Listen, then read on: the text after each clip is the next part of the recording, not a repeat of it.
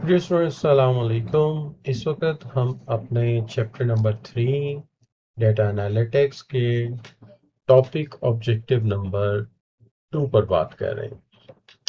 ये जो हमारा टॉपिक ऑब्जेक्टिव 2 है, ये बेसिकली वाबस्ता है स्टेजेस ऑफ डेटा एनालिटिक्स या डेटा एनालिटिक्स स्टेजेस।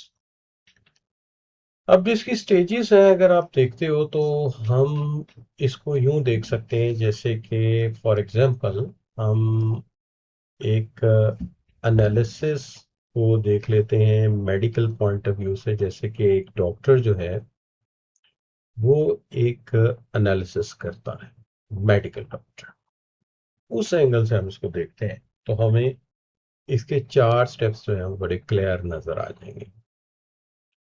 सबसे पहला स्टेप जो है, हम इसे कहते हैं कि ये है डिस्क्रिप्टिव एनालिसिस। Descriptive analysis. अब जो हमारा डिस्क्रिप्टिव एनालिसिस है, इसमें हम देखते हैं कि प्रीवियस डेटा की बुनियाद पे एक अंदाजा लगाते हैं कि व्हाट हैपेंड, हुआ क्या है। तो आप यूं समझो कि डॉक्टर साहब ने 1000 इंडिविजुअल का डाटा इकट्ठा किया। उन्होंने इसमें पाया कि आउट ऑफ 1000 400 लोग हेल्थ के एतबार से बिल्कुल फिट है, उन्हें कोई इशू नहीं। लेकिन इसमें से 350 ऐसे हैं जिनको इशू है हाइपरटेंशन का, हाइपरटेंशन का। और आउट ऑफ देम 250 ऐसे हैं जो लो ब्लड प्रेशर को फेस कर रहे हैं। डॉक्टर साहब फोकस करते हुए देखते हैं कि आउट ऑफ 1400 फिट हैं, 350 हाइपरटेंशन का शिकार है और 250 जो है वो लो ब्लड प्रेशर का शिकार। तो ये उनका एक डिस्क्रिप्टिव एनालिसिस है जिसको हमने अंडरस्टैंड कर लिया। अब दूसरा जो एंगल है वो किसी भी एक से हम मिला के पढ़ लेते हैं। जैसे कि दूसरा एंगल ये है कि वो एक एनालिसिस करते हैं जिसको हम कहते हैं डायग्नोस्टिक एनालिसिस। Diagnostic analysis. ये डायग्नोस्टिक एनालिसिस जो है, इसका फोकस इस पे होता है कि ये चीज जो हुई है, व्हाई डिड हैपन, ऐसा क्यों हुआ। तो इसको जब वो देखते हैं तो वो कहते हैं कि इसकी वजह,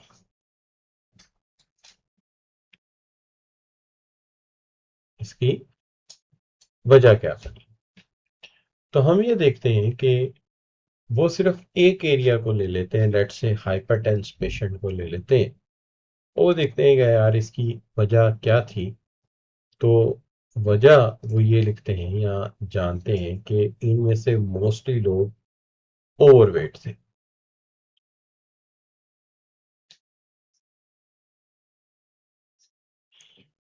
इनकी फैमिली हिस्ट्री भी कुछ इस तरह की थी।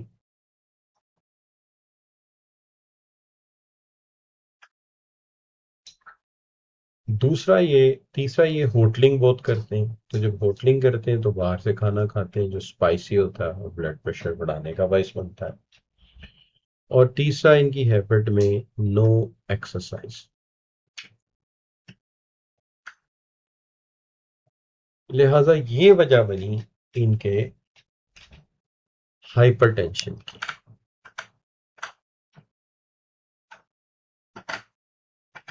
अब अगर तरतीब के एतबार से देखें तो पहले डिस्क्रिप्टिव था, जिसमें उन्होंने एक डाटा से आइडेंटिफाई किया हाउ मेनी पीपल आर हाइपरटेंस्ड, और फिर why did it happen, diagnostic analysis, diagnose किया और उसकी वजूहात फाइंड आउट कर ली कि ओवरवेट है, फैमिली हिस्ट्री है, होटलिंग ज़्यादा करते हैं और एक्सरसाइज नहीं करते। अब इसका जो तीसरा एनालिसिस है उसको हम कहते हैं प्रिडिक्टिव एनालिसिस। प्रिडिक्टिव में हम ये कहते हैं कि अगर ये ट्रेंड ऐसे ही चले तो कहाँ जाएगा। प्रिडिक्टिव एनालिसिस, अगर ऐसे ही हो तो क्या होगा, मींस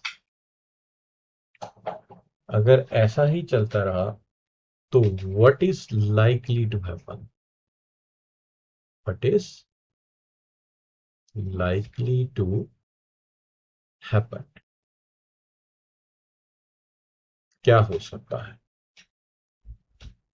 तो क्या हो सकता है, that's the thing number one. इसमें रिजल्ट ये हो सकता है कि फ्यूचर में ये जो लोग आज हाइपर टेंस हैं, जैसे जैसे इनकी एज ग्रो करेगी ये कोलेस्ट्रॉल, हाई कोलेस्ट्रॉल का शिकार हो सकते हैं, और हाई कोलेस्ट्रॉल के नतीजे में माइट भी, अल्लाह ना करे, facing heart diseases. So this is quite possible. तो ये उन्होंने प्रिडिक्ट किया कि अगर ऐसे ही रहा तो होगा क्या। So this is called predictive analysis, what is likely to happen. अब जो चौथा एनालिसिस होगा उसको हम कहेंगे कि ये प्रिस्क्रिप्टिव एनालिसिस होगा, जिसमें वो कहेंगे कि अब क्या किया जाए कि हम इस प्रॉब्लम से बच जाएं। So this is called prescriptive analysis.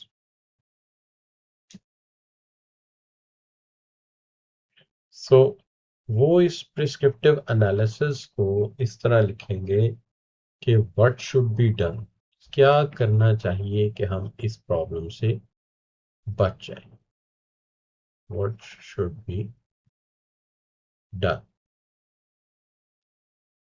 तो क्या कहा जाएगा, नंबर वन वो कहेंगे पहला काम तो ये है कि फौरी तौर पे एक्सरसाइज शुरू कर दी जाए, वॉक शुरू कर। दूसरा काम ये है कि साल्ट इनटेक, चाहे होटलिंग है जो भी है, इसको कम किया जाए, ठीक है।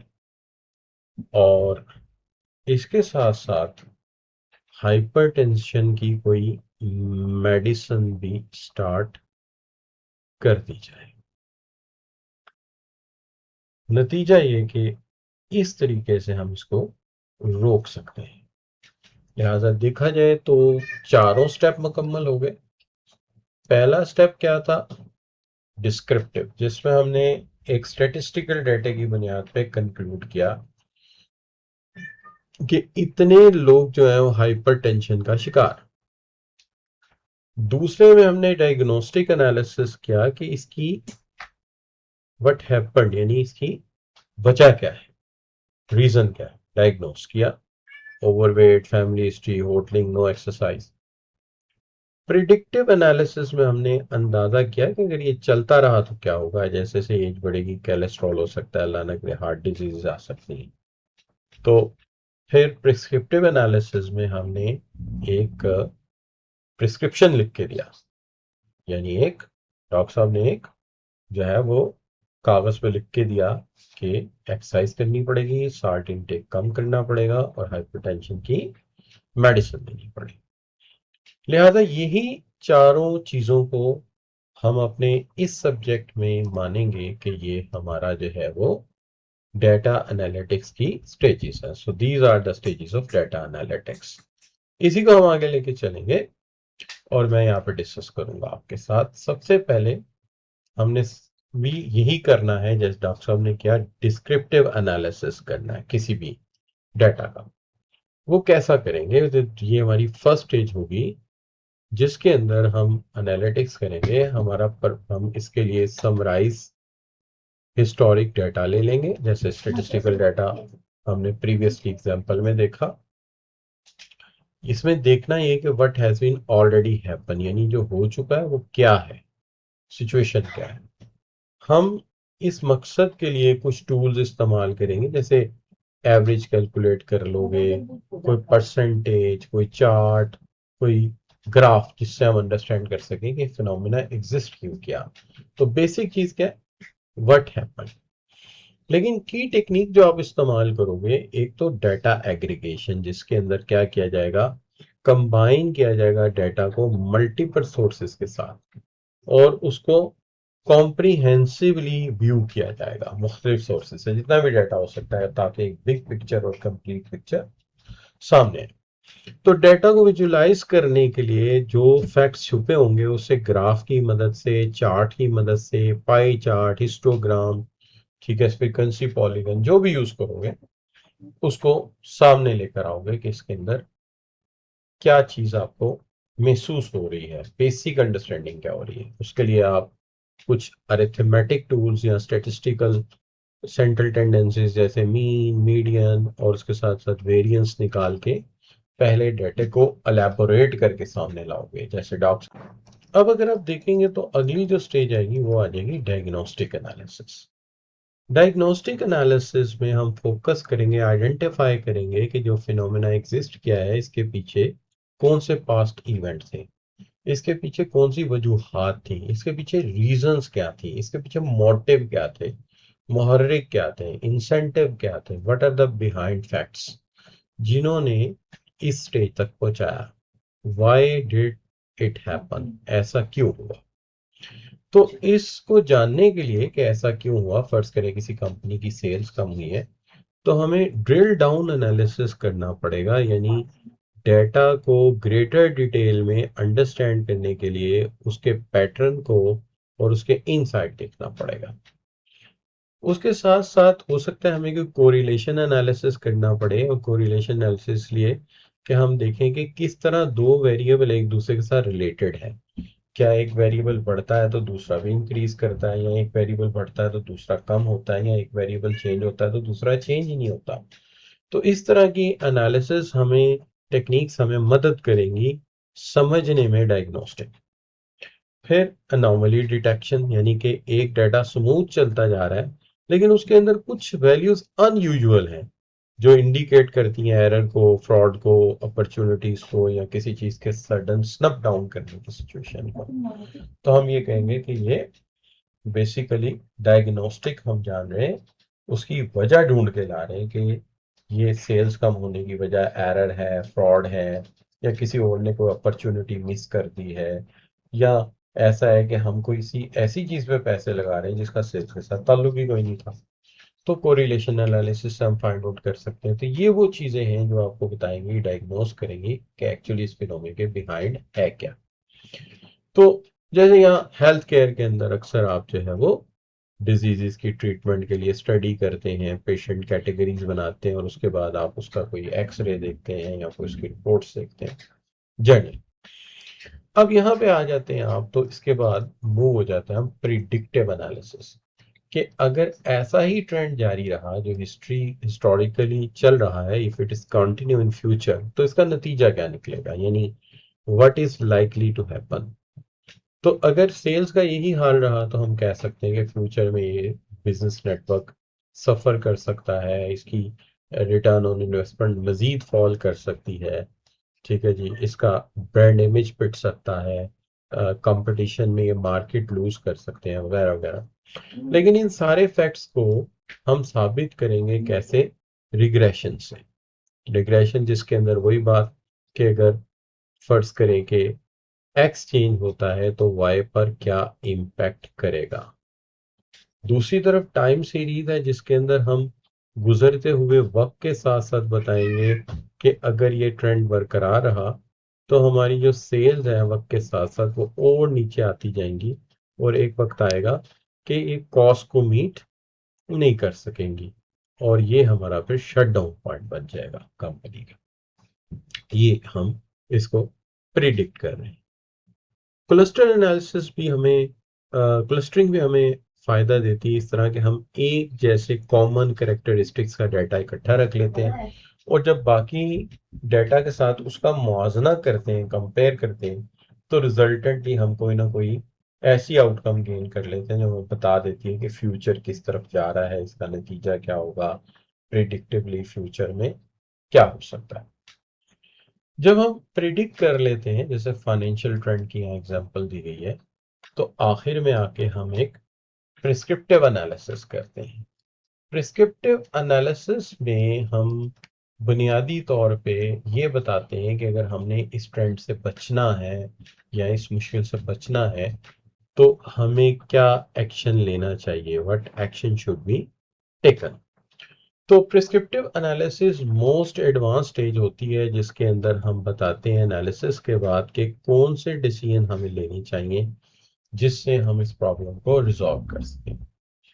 इस मकसद के लिए अक्सर हमारे पास फायदेमंद होता है ऑप्टिमाइजेशन एल्गोरिदम, जो कि आपने लीनियर प्रोग्रामिंग में किसी हद तक पढ़ा होगा, कि जहां पर आप मुख्तलिफ अल्टरनेटिव में से बेस्ट सोल्यूशन को फाइंड आउट करते हैं, पॉसिबल ऑप्शन लेते हैं बेस्ट वाला। और सिमुलेशन होती है जिसके अंदर हम एक सिचुएशन को आर्टिफिशियली सामने क्रिएट करके बिहेवियर को समझ कर बताते हैं कि अगर ये रवैया ले लिया जाए या ये डिसीजन ले लिया जाए तो ये ज़्यादा कारआमद होगा। मसलन प्रोडक्ट की पैकिंग चेंज कर दी जाए, प्रोडक्ट की एडवर्टीजमेंट कंपेन चेंज कर दी जाए, कस्टमर के लिए मैसेज बदल दिया जाए, तरीकाकार बदल दिया जाए। आगे आ जाते हैं आप डिसीजन ट्रीज। डिसीजन ट्रीज होते हैं to use series of decision to choose best course of action. कि डिसीजन ट्री में हम मुख्तलिफ अल्टरनेटिव्स को एनालिसिस करते हुए, यस नो करते हुए नेक्स्ट स्टेज पे चले जाते हैं और कोई ना कोई फैसले की तरफ मूव कर जाते हैं। डिसीजन ट्री जो आप एमएफए में तफसील से पढ़ेंगे, लेकिन फिलहाल आप यूं ही समझ लीजिए कि हम यस एंड नो करते हुए अगली ऑप्शंस की तरफ बढ़ते जाते हैं और in the end we find out the best solution. लेकिन आपको ये याद करना जरूरी है कि ये इसकी टेक्निक्स होती हैं, ये पेपर में आप लिखेंगे तो ही पता चलेगा कि आप उसके बारे में कुछ जानते हैं। तो ये डिटेल हो गई हमारे इन चारों एनालिसिस की। अब इन चारों एनालिसिस के मुतालिक जो हमारे एमसीक्यूज हो सकते हैं, केस हो सकता है, उसमें क्यूरी इन माइंड के हवाले से जरा थोड़ी सी बात कर लेते हैं कि कौन सी चीज को आप कैसे रिकग्नाइज करोगे। अगर यूं लिखा हो कि PSX releases A report showing top 10 stocks based on trading volume during the previous quarter, यानी प्रीवियस क्वार्टर की बुनियाद पे। तो प्रीवियस क्वार्टर की बुनियाद पे अगर आप कोई चीज डिस्कस कर रहे हो तो आप उसे डिस्क्राइब कर रहे हो, डिस्क्रिप्टिव एनालिसिस है ये। State bank of Pakistan observe loan default increasing by 15% in the last year. Investigates whether higher interest rate, क्या हायर इंटरेस्ट रेट इसकी वजह है। तो जो कॉज निकाल रहे हो तो आप डायग्नोस कर रहे हो कि कोई फिनोमिना है, उसकी वजह क्या है। एक स्टूडेंट कहता है कि प्रिस्क्रिप्टिव एनालिसिस ओनली प्रिडिक्ट करता है फ्यूचर आउटकम को, तो वो गलत कह रहे हैं। प्रिस्क्रिप्टिव एनालिसिस एक्चुअली सॉल्यूशन देता है, यानी it is goes beyond the predictive, और ये रिकमेंड करता है या रिकमेंडेशन देता है कोर्स ऑफ एक्शन या appropriate action. API analyst uses historical booking record in machine learning model to estimate e-travel। तो वो क्या कर रहा है, e-travel का अंदाजा कर रहा है कि कितना होगा प्रीवियस रिकॉर्ड से। तो ये प्रिडिक्टिव एनालिसिस है, इसमें आप प्रिडिक्ट कर रहे हैं प्रीवियस डाटा की बुनियाद पे फ्यूचर में क्या होगा। SECP applies optimization algorithm to create the most effective enforcement strategy and known compliance listed forms। यानी आप स्ट्रेटेजी बना रहे हैं तो फिर तो आप फैसला कर रहे हैं कि ये सोल्यूशन आपको लेना पड़ेगा। तो ये prescriptive analysis, right. A student is unable to differentiate between descriptive and diagnostic analytics. तो देखिए, जो डिस्क्रिप्टिव होता है ये एक्सप्लेन करता है कि व्हाट हैपेंड, और डायग्नोस्टिक एनालिसिस जो है ये एक्सप्लेन करता है कि व्हाई इट इज हैपन, कैसा हुआ क्यों। राइट जी। अब हम आगे बढ़ जाते हैं और बात कर लेते हैं आपके साथ कि इसके थ्योरेटिकल क्वेश्चन क्या हो सकते हैं। सवाल तो सिंपली 8 से 10 मार्क्स का हो सकता है जिसके अंदर आपसे पूरी स्टेजेस पूछ ली जाए। और दूसरा ये हो सकता है कि आप डिफरेंशिएट कर दो प्रिडिक्टिव एनालिटिक्स एंड प्रिस्क्रिप्टिव। इसके अंदर एक तरीका का तो ये है जैसे ये पैराग्राफ में हमने लिखा है, और अगर आप चाहो तो पेज के दरम्यान लाइन लगाकर दोनों पॉइंट्स को आमने सामने भी लिख सकते हैं ऐसे सिचुएशन। राइट जी। और एक आसान तरीका ये कि दोनों को डिस्क्राइब कर देंगे आप, तो डिफरेंस जो है वो क्लियर हो जाएगा। अब आप बात कर लेते हैं कि सवाल यूं भी आ सकता है, जैसे मैंने कहा कि कंप्लीट स्टेजेस पे बात हो सकती है। Describe the purpose of 4 stages data analytics techniques used in each stage. की इसका पर्पस क्या है? मेरे ख्याल में इसके नंबर 7 to 8 मार्क्स होने चाहिए, चूंकि हर हेडिंग को थोड़ा डिटेल भी करना है और आपने उसका की ऑब्जेक्टिव भी लिखना है। तो की ऑब्जेक्टिव में आप हमारी जो एग्जांपल मैंने डिस्कस किया वही एग्जांपल बेशक पुट अप कर दें और उस डिटेल को सारे को लिख देंगे तो ये खुद बहुत सारा एक्सप्रेस हो जाएगा। मैंने एग्जांपल पहले लिखी है, डिस्क्राइब बाद में किया। तो आप क्या करोगे, आप ये करना कि डिटेल जो है आप ये करना कि कुछ कुछ लाइन डिस्क्राइब करके example side by side use करना और एग्जांपल बाद में लिखना। राइट जी। मैंने चूंकि समझाना था इसलिए मैंने एग्जांपल पहले क्रिएट कर दी। राइट। अब सवाल जो है वो किस तरह हो सकता है, जैसे ये फैल्कन सीमेंट कंपनी का सवाल है, तो इसमें जो फिनोमिना है वो कोई सामने रखा जाएगा और आपसे पूछा जाएगा कि most appropriate stage of data analytics यहाँ पे कौन सी लगेगी, कौन सी वाली है, और एक्सप्लेन करने टेक्निक्स नॉर्मली जो यूज होंगी during the stage of description, types of output management expected, and also explain the descriptive analysis alone not sufficient in this situation. Situation है क्या, इसको पढ़ते हैं। तो देखिए कहते हैं कि FCL has observed that the latest product, that's Falcon Mix 45, has experienced an average monthly sale decline of approximately 12% over the last 5 months. This decline has continued despite of increased advertising expenditure and 2 separate promotion campaigns. यानी campaigns भी चलाई, सारा कुछ हुआ, फिर भी ये decline होना शुरू हो गया। Monthly sales report clearly show that Falcon Mix 45 is performing worse in 2 competing cement products, yet senior management cannot determine the reason behind the continuous decline. सो यहाँ पर अगर देखा जाए तो जो सवाल है कि जो कह रहा है कि most appropriate data analytics investigation क्या है, और कह रहा है explain the technique normally during the stage, describe the type of the management should expect and explain why descriptive analysis alone would not be sufficient in this situation. क्योंकि descriptive analysis तो यहाँ काफी हद तक पहले ही फाइंड आउट हो रहा है कि 12% सेल है और बाकी कंपेटिटर अच्छे जा रहे हैं और हम कंपेटिटिव एज नहीं ले पा रहे। To address this issue, the marketing director has proposed a dedicated analytic project. Rather relying only on the monthly sales summary,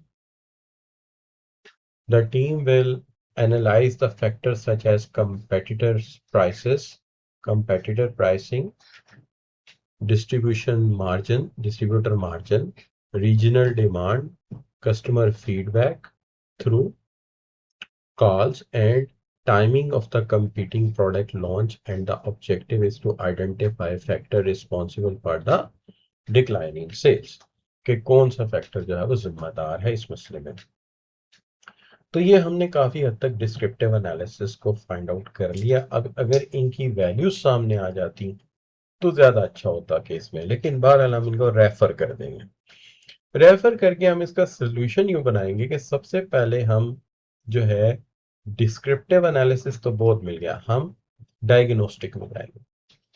diagnostic में जाएंगे और हम टेक्निक्स याद यूज करेंगे जैसे drill down analysis, correlation analysis and anomaly detection, जिसके अंदर हम देखते हैं कि जो सीमेंट है उसकी सेल कम हो रही है और उसकी वजह ये है कि हम सपोज कर लेते हैं कि कस्टमर कहता है कि जी जो कंपेटिटर है वो बेटर क्वालिटी दे रहा है और लो प्राइस दे रहा है, might be this is the reason, suppose कर लिया जाए।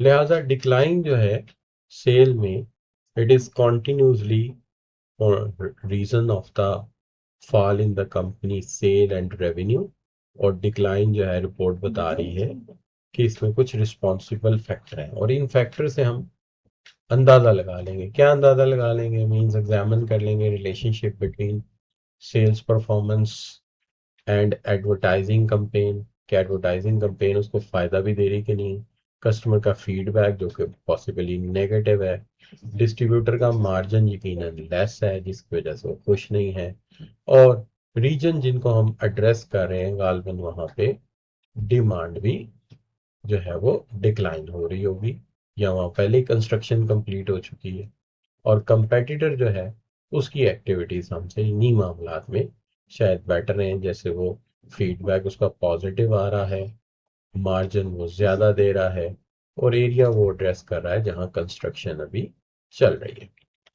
ठीक है, अब हम अगर ऐसा ही चलता रहा तो नतीजा क्या होगा? ऐसा ही चलता रहा तो एक्सपेक्टेड आउटकम ये होगी कि जनाब डिक्लाइनिंग सेल्स जो हैं वो बढ़ती जाएंगी, और एविडेंस शो कर रहा है कि इन्फ्लुएंस होगा इसके ऊपर। लिहाजा हमें करना क्या चाहिए? अगर ऐसे ही रहा तो फिर तो कंपनी बंद हो जाएगी, परफॉर्मेंस और पुअर हो जाएगी। तो रूट कॉजेस सामने आने के बाद हम क्या कहेंगे? हम ये कहेंगे कि व्हाट हैपन वो तो पता लग गया, and what should we do, हमें करना क्या चाहिए।